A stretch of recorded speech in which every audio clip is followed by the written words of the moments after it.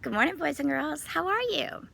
Today is a very, very special day for Mrs. Walker. It's my birthday today, and it is also my wedding anniversary. I got married on my birthday, so today is always a super fun day around my house.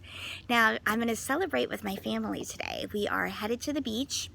You can see it's a really pretty day here in Florida, so I will not be in the chat today. But before I leave with my family, I want to be sure that you are set up for writing today.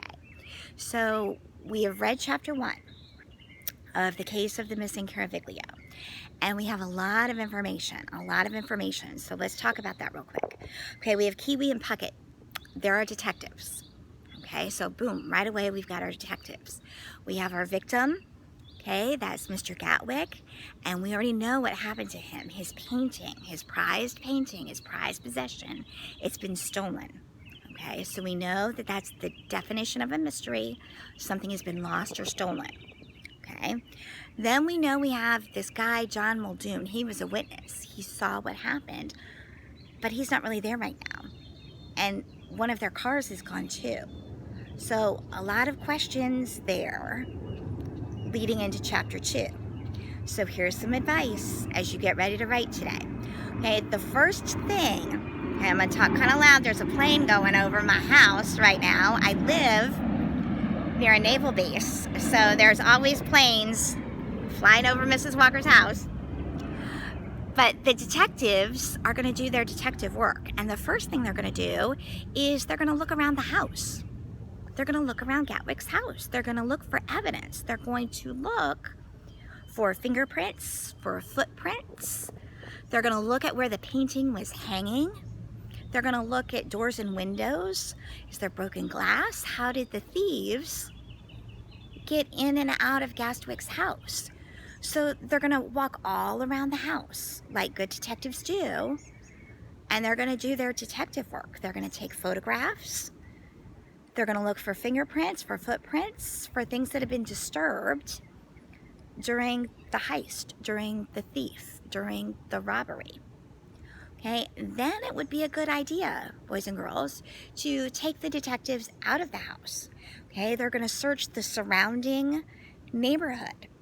Okay, that's what detectives do too. They go door to door saying, hey, did you see or hear anything last night? There was a crime. One of the paintings was stolen.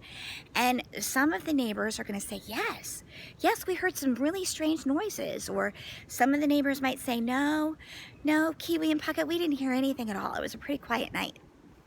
Then there's probably going to be some security cameras, either on Gatwick's house or the surrounding house, so the detectives will want to look at that too.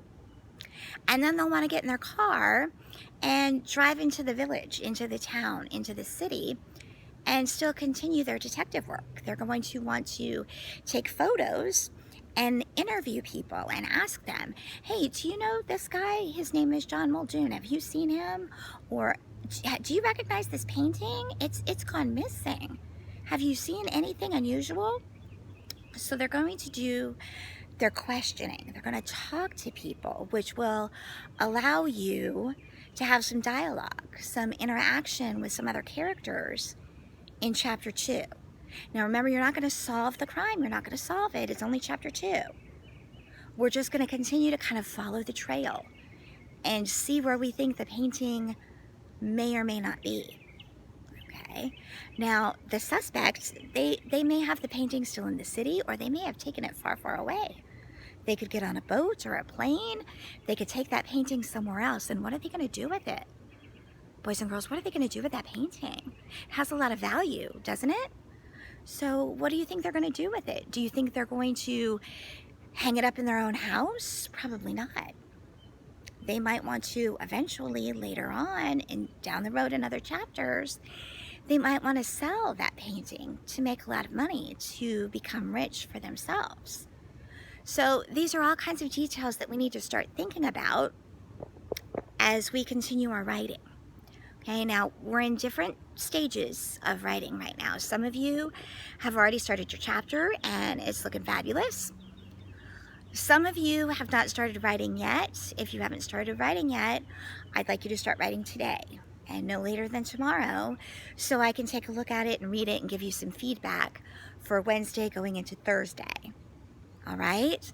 So this is kind of a trickier story. You've got to put a little bit more thought into it, but you guys are awesome. You're awesome readers.